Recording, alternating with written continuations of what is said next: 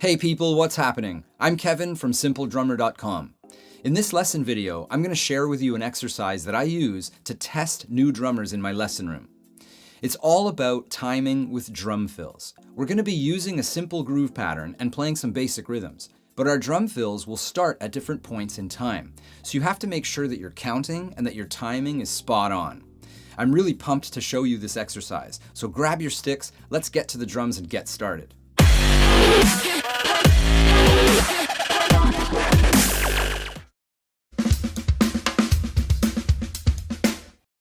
So let's talk about the groove pattern that we're going to use for this exercise. I want you to play an 8th note backbeat. So that's going to be 8th notes on the hi-hats and your 2 and 4 on the snare drum. On the bass drum, we're going to play on beat 1, and then we'll play the bass drum on the and of 2 and the and of 3. So here's what this groove pattern should look and sound like at a nice slow tempo.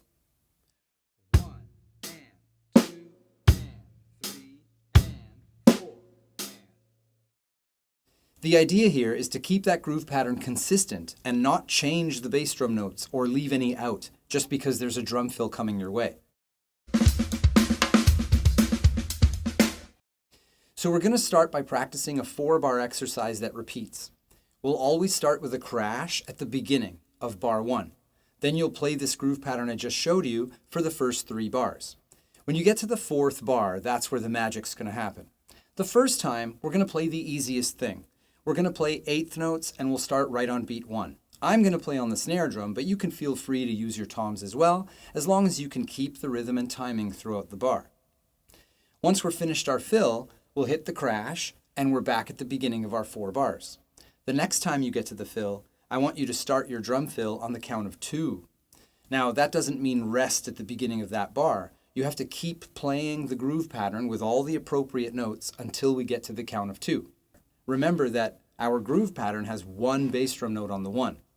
So I'll play the 1 and then jump into my fill. Here's how the bar is going to sound all together. 1 and 2 and 3 and 4 and 1. You're going to find out pretty quick that the secret to this is counting. Not only do you have to get into the fill at the right moment, but you have to play the right amount of notes so that you can get back to the groove on time, and that's where your counting will really help you out.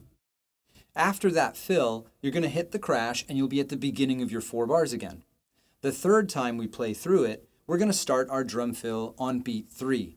But we have to pay attention to the groove pattern. We have a bass drum on the 1, you already know that, but there's also a bass drum on the and of 2. So you want to include that.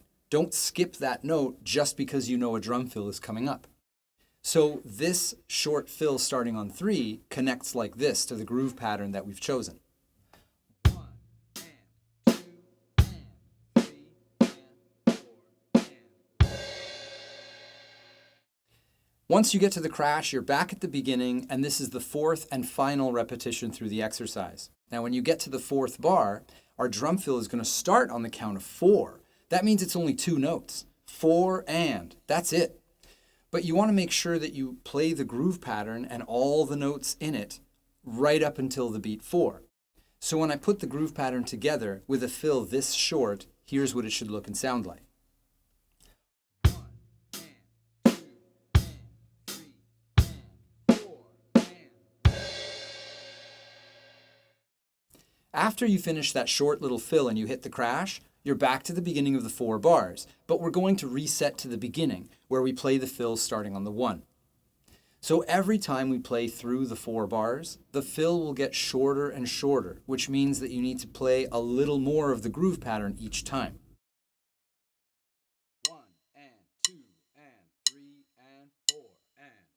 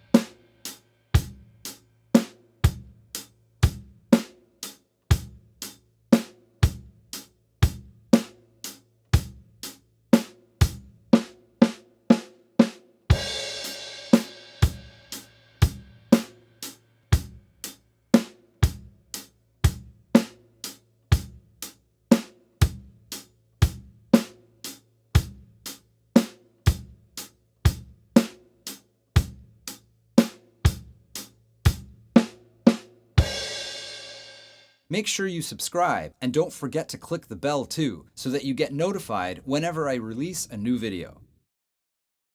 1, 2, 3, 4.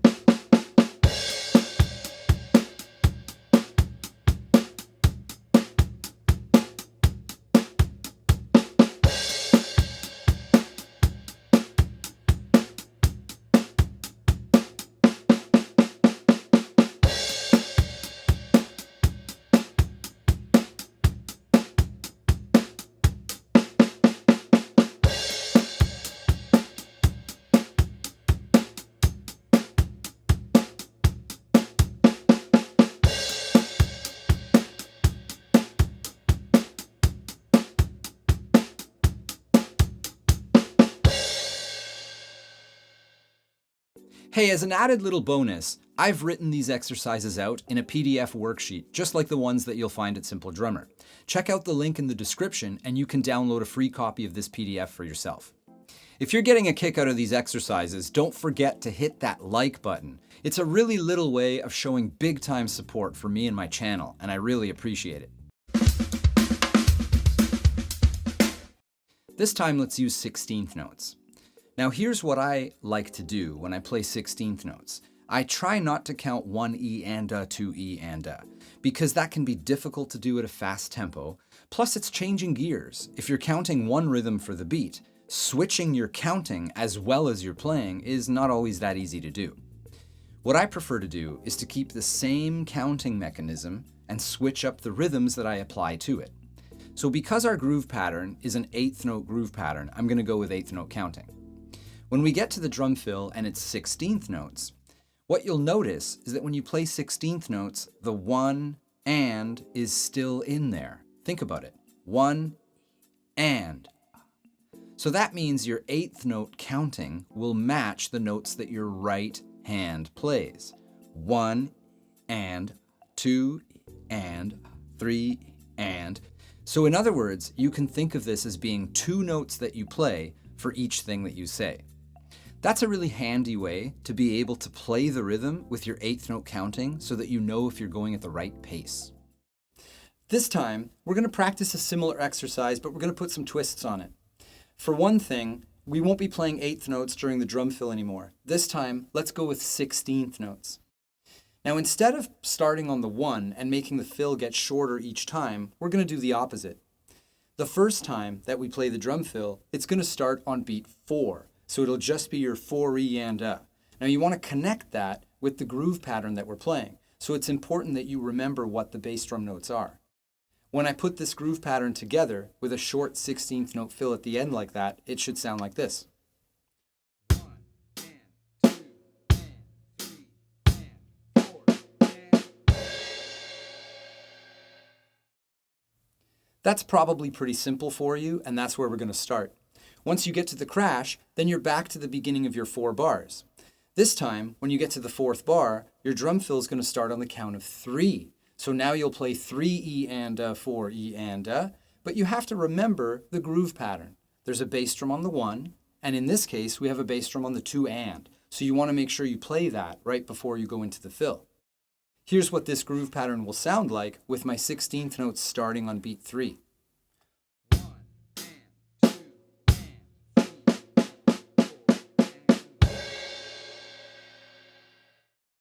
When you get to that crash, as you know, you're back to the beginning of your 4 bars. Play through the groove pattern, and then when you get to the 4th bar, this time your 16th notes will start on the count of 2. So all you really have to remember is to play the bass drum on 1 and then the hi-hats on the and as well, and then jump into your fill. The trick is timing the 16th notes from beat 2 all the way to the 1. It's really easy to play too many notes by accident, so you have to make sure you're counting. When I put this together with the beginning of our groove pattern, this is what it'll sound like. 1 and 2 and 3 and 4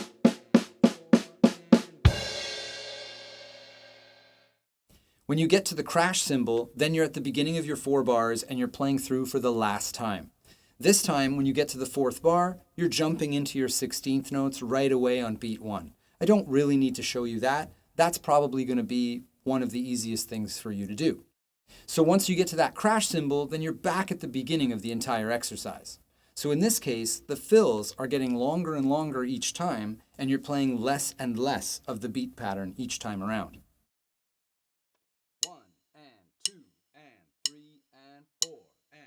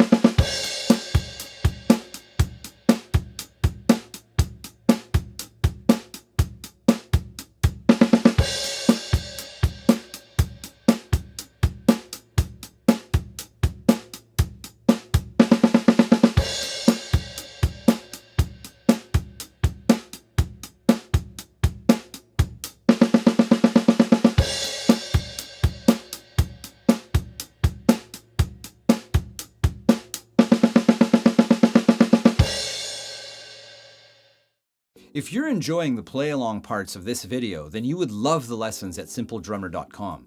Every lesson has looping play-alongs just like that. You won't even have to get up from your drums. You can hit play and just keep practicing with the video until you feel like you've really got it.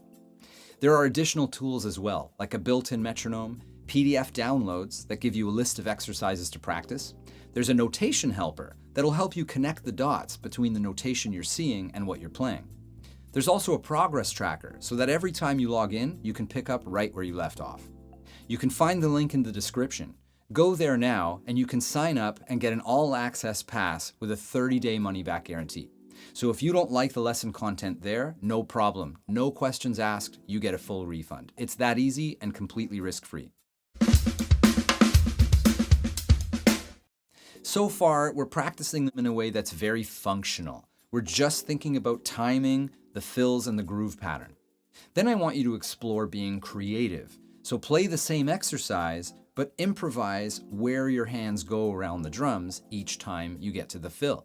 I want you to try this with other groove patterns, because you've gotten really comfortable with this particular groove pattern by now. But the key is changing it up. Every time you play a drum fill, you want to come out of it not just on time, but making a smooth landing into whatever the groove pattern is that you intend to play. It's important to get used to balancing these kinds of technical exercises with being creative as well. Because when you're playing music, that's kind of what's happening. It's a fusion of your technical abilities and your creative thinking. So it's important to get used to that in the practice room. All right, that about covers everything that I wanted to show you today. Don't forget to hit like, subscribe if you're new here so that you can check out my next videos, check out simpledrummer.com and all that stuff. I hope these exercises have given you a strong sense of timing when you jump into a drum fill and getting out of it. Because after all, having a good sense of rhythm and timing is what being a drummer is all about. Thanks a lot for watching this video. I'm Kevin from Simpledrummer, and I'll catch you next time.